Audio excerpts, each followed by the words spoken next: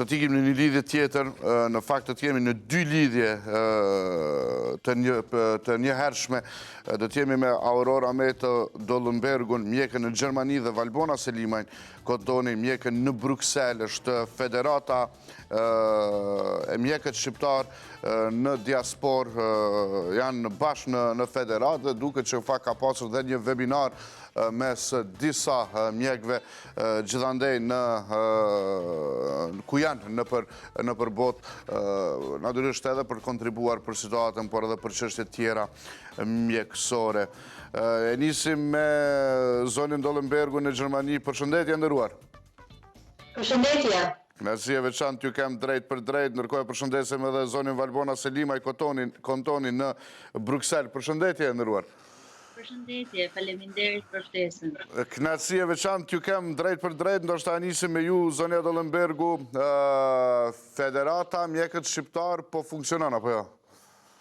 Po, kemi që nga fillimi i krizës së koronavirusit që kemi mbështetur, edhe pse në mirëkim, të gjitha trevat shqiptare, Kosova ka qenë gjithmonë shumë fokus me informacione, me konsultime falas online dhe kësaj herë duam edhe sot që të vime deklaratën tonë më të fundit konform protokolleve të OBSH-s. Dhe zonja Kontoni, cila është deklarata? Çka na sugjeron Federata e Mjekëve? Federata e Mjekëve ndan një shqetësim të jashtëzakonshëm në këtë periudhë të fazës të dytë dekonfinimit apo të daljes nga karantina, për të gjithë bashkëqytetarët dhe bashkëqytetarët që jetojnë sidomos në Kosovë, në Shqipëri, Maqedoninë e Veriut, përse rastet janë shtuar në një mënyrë shumë shqetësuese dhe tani mund të flasim për një epidemi. Mos të harrojmë se një pacient i infektuar mund të infektoj duke infektuar të tjerë deri në 30 persona. E kuptoni tani se në çfarë mënyre epidemia do të shtohet. Pash se dje në Kosovë ishin 95 raste të reja. Në qoftë se i shumëzojmë të 95 me 3, jemi shumë shpejt në numra marramendës, të cilët do ta çojnë sistemin shëndetësor në një situatë shumë shqetësuese, për të mos thënë katastrofike. Prandaj dhe ne si federatë, si mjekë të bashkuar nga e gjithë Europa, duke bashkë me Aurorën dhe Elonën që drejtojnë federatën tonë, u mblodhëm të gjithë së bashku për të ndarë shqetësimin tonë dhe për të dhënë një deklaratë shumë të sinqertë, shumë të shqetësuar në lidhje me këtë shpërthim të epidemisë faktikisht. Çfarë duhet të bëjmë, zonja Dollenbergu? Çfarë duhet të bëjë Kosova, Shqipëria dhe Maqedonia në këtë situatë? Siç ishte e parashikuar, do kishte një valë të dytë. Këtë e kishim thënë që në fillim, kjo është pjesë e pandemisë, që gjithmonë vjen një valë e parë që është shumë e fortë dhe vdekje prurse, pastaj vjen një valë e dytë ku pritet faktikisht që popullata të ketë një farë imuniteti, por gjithsesi nuk jemi akoma të shpëtuar nga koronavirusi. Patjetër që edhe pasojat ekonomike detyruan Gjermaninë dhe të gjitha vendet e Europës, duke përfshirë edhe trojet shqiptare që të hapin kufit, emigrantët të kthehen në atë dhe, kjo është diçka shumë e bukur. Dhe nuk mund t'ja mohojmë askujt, por duhet të theksojmë që në vitin 2020 është viti i pandemisë, viti i vdekjes dhe i koronavirusit. Dhe këtu nuk ka shumë vend për entuziastëm veror, kur të gjithë njerëzit të shkojmë shumë Kosova, tradicionalisht dihet që shkon në Bregdetin shqiptar, dhe aty, siç e tregoi dhe doktoresh Valbona, koeficienti i shpërndarjes së infeksionit është kaq i lartë, sa që pritet që në kohët shumë të shkurtër, siç ishte në fillim të pandemisë, të ketë një shpërthim pastaj të pandemisë. Edhe pse e dim që vera nuk është faktor rrezikues për hapjen e infeksionit. Pra moti i ngrohtë është madje deri në një farë pike dhe mbrojtës. Dielli dhe moti i ngrohtë na mbrojnë ndaj infeksionit. Por kjo nuk do të thotë as pak që tani të lëshohemi nëpër të gjitha bregdetet shqiptare apo nëpër të gjitha vendet e pushimit, nëpër kafenera dhe të takojmë sikur nuk ka qenë këtë vit asnjë lloj krize biologjike. Pra, teknikisht, zonja Kontoni, a duhet të shkojmë në plazh, a duhet të japim shkollat, duhet t'i kthehemi masave? A është ky sugjerimi i federatës? Atëherë, sugjerimi I Federatës, ne të gjithë ndjekim në një mënyrë shumë rigoroze dhe shumë kritike të gjitha rekomandimet e OBSH-s dhe gjithashtu edhe jemi shumë dakord paralelisht me ato çfarë thonë dhe autoritetet shëndetësore në vendet përkatëse. Shkollat mund të hapen. Deri tani unë jam pediatre infekciologe dhe deri tani kemi shumë të dhëna shkencore se fëmijët në një mënyrë në një tjetër për arsye fiziologjike, për arsye mekanike dhe për arsye të momentit shumë specifik në jetën e tyre që sapo lindin, sidomos fëmijët e vegjël, sapo lindin dhe kur vitet e para ata infektohen jashtëzakonisht shumë shpejt me shumë viruse dhe këto mund t'ju japin një imunitet. Mendojmë dhe besojmë deri në këtë moment, nga dhënat e shkencës gjithashtu, se kjo ju jep një imunitet të kryqëzuar. Do me thënë, ata infektohen nga viruse të tjera ose nga të tjera koronaviruse dhe nuk preken nga sëmundja. Besoj se shkollat mund të hapen. Deri tani kjo është përfundimi që themi që deri tani mund të hapen shkollat. Dhe tani nga përvoja ime dhe nga të dhënat nacionale për shembull të Belgjikës ku unë jetoj, ne jemi shumë konfident se shkollat mund t'i hapin. Atëherë masat, faleminderit që më bëni këtë pyetje se është shumë e rëndësishme. Mbledhjet masive të njerëzve janë shumë të rekomanduara. Dhe gjithashtu si shoqëri që jemi edhe ne të gjithë shqiptarët që gjatë verës bëjmë dasmat. Është moment I jashtëzakonshëm për të mbledhur të gjithë, për të festuar këtë moment social siç janë dasmat.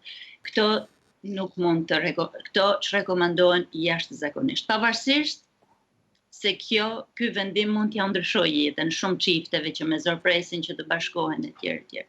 Nuk është momenti. Nuk është momenti, sepse siç e tha edhe Aurora, kur mblidhemi, njerëzit do t'i transmetojmë njëri tjetrit dhe kështu virusi qarkullon. Për shembull, e shohim tani, jemi në verë, pavarësisht se virusi nuk është e adhuron lagështirën, do me thënë, do të shumë fishohet, do ketë një çarsh virale shumë më të madhe kur është lagështirë, në verë dhe thatësia ja ul virulencën, do me thënë agresivitetin, përsëri, nga këto që po shohim, se zgjata pak, nga këto që po shohim, po shpërthen epidemia, pavarësisht se bën 30 gradë në Tiranë apo në Prishtinë. Do me thënë që do të qarkulloj për të gjithë verën. Dhe kjo që do të thotë që në vjesht, kur të fillojnë të ulet temperaturat, do të kemi një situatë jashtëzakonisht shumë më të rëndë. Prandaj ne duhet të ulim kontakte, të kemi një numër personash të cilët I kontaktojmë, që I themi bula, ajo fluska e kontakteve, të mbajmë largësinë fizike, me të tjerët që nuk I njohim, të mbajmë largësinë fizike dhe të përdorim solucionet hidroaerike. Është shumë e rëndësishme. Virusi qarkullon dhe jemi të gjithë përgjegjës dhe të gjithë vulnerabël ndaj koronavirusit. Por, zonja Dollenberg, fakt, jemi në një stat kur edhe ekonomia e Kosovës, edhe Shqipërisë, edhe Maqedonisë varet nga turizmi dhe varet nga ardha dhe bashkëdhetarëve. Nëse po na thoni që duhet t'i anulojmë dasmat, pa çka që duket çesharake, në fakt varet shumë ekonomia nga to dhe varet shumë nga ardha edhe juaj, edhe bashkëdhetarëve, pastaj edhe plazhet edhe gjitha kjo. Ju po thoni që duhet të ketë kontroll mbi këto, apo kjo është ideja çka po na sugjeron Federata? Faktikisht, ndalojmë kategorikisht kryerjen e pushimeve, ardhjen e turistëve, do ishte diçka mbase shumë radikale për aspektin ekonomik në radhë të parë, por edhe për ato social dhe vlerën shoqërore që ka ardhja emigrantëve në atdheun e tyre, shumë emigrantë, të paktën ato që pacientë që un kam këtu për Shqipërisë dhe Kosovës, mezi që e presin ato pushimin e verës që të çmallën dhe të kalojnë atë gjithë stresin dhe e vitit, atë punë që ata janë lodhur këtu në migrim e kompensojnë duke ardhur në Shqipëri dhe në Kosovë, kështu që një gëzim të tillë nuk mund t'ua mohojmë në mënyrë kategorike. Por ka vetëm një kusht madhor. Nëse do udhëtojnë njerëzit drejt Kosovës dhe Shqipërisë ose edhe Maqedonisë, duhet të jenë konsekvent jenë shumë rigoros për sa i përket mënyrës mjeteve të transportit. Pra, duhet evitohet transporti masiv me autobusa, me mjete të tjera ku janë më shumë se sa 5 veta, të cilët nuk i takojnë një familje. Pra bëhet fjalë gjithmonë kur njerëz të panjohur që nuk dihet se kush është infektuar dhe kush nuk është, bëhen bashkë në një grup dhe udhëtojnë së bashku. Dhe kur bëhet fjalë që bëhet edhe për një qarkullim ajri të mbyllur, siç mund të është avioni apo siç është autobusi, atëherë dihet që infekcioni përhapet me aerozolat e ajrit. Pra, infekcioni nga një person është në atë grup, në atë mjet transporti është i siguruar që është i përhapur dhe këta persona pastaj shpërndahen, siç e tregoi dhe doktoresh Valbona, secili në krahinën e vet, takojnë edhe qindra të tjerë, kështu që sigurohet një kohë shumë të shkurtër një përhapje shumë masive e infekcionit. Kështu që transporte individuale. Po. Do të vazhdoj me ju bisedën, do të respektoj 10 sekonda kohën e saktë në radio dhe do të vazhdojmë bisedën. Besoj që kemi respektuar orën e saktë në radio, vazhdojmë bisedën, sepse më fakt kënaqësi e veçantë ju kem që të dyjave drejt për drejt dhe sidomos në këtë organizim. Po dua të flas pak më shumë rreth mënyrës së testimit në Kosovë, Shqipëri e Maqedoni, parafërsisht duke u ndjekur e njëjta logjik, testet të limituara për rastet e kontakteve. Duhet të ndryshoj kjo situatë? Nuk e di cilat do të mund të më përgjigjeni, ndoshta për shkak të po e bëjmë me rend kështu zonja Kontoni. Atëherë kjo është pyetja, faleminderit që po bëni këtë pyetje, kuptohet kjo ka lidhje edhe me mundësitë ekonomike të çdo vendi. Po që kur OBSH-ja e shpalli pandemin, fjala e parë e kryetarit të OBSH-s ishte të vazhdojmë të testojmë, të trajtojmë dhe të trace, do me thënë të gjejmë personat që kanë pasur kontakt me rastet indekse. Kjo është e vetmja mënyrë që të ndalojmë transmetimin. Testimet duhet të vazhdohen, duhet të jenë masive, duhet që kontaktet gjithashtu, jo vetëm personat X që janë të smur, që janë në respirator, por duhet të gjejmë të gjithë personat që ata kanë kontaktuar, në mënyrë që mos të bëhet një shpërthim katastrofik për shoqërinë. Mirë, një pyetje tjetër në fakt që neve na ndodh vazhdimisht edhe nuk po e shohim fundin. A kemi pa dritë në fund tunelit? A jemi duke e mundur virusin, zonja Dollenberg? Po, patjetër, drita është gjithmonë në fund të tunelit, duhet vetëm të fokusohemi tek drita dhe mos të harrojmë edhe ato detyra që duhet të bëjmë që të shkojmë deri në fund të tunelit. Pra do thosha që ne edhe Kosova, edhe Shqipëria kanë pasur shumë ecuri pozitive gjatë gjithë pandemisë, dhe nuk duhet ta humbasim këtë kurajo që kemi pasur deri tani, ato sukses që kemi arritur me ato mjete të pakta, po i quajmë shëndetësore, me infrastrukturën pak të kufizuar që kemi aty, kemi arritur maksimumin dhe mund të them në qoftë se tani nuk harrojmë fokusin. Shëndeti është kryesori, pushimet dhe të gjitha ato gëzimet e tjera që kemi ne si popull shqiptar, t'i lëm pak pas dore, se shëndeti që themi gjithmonë është në rend të parë.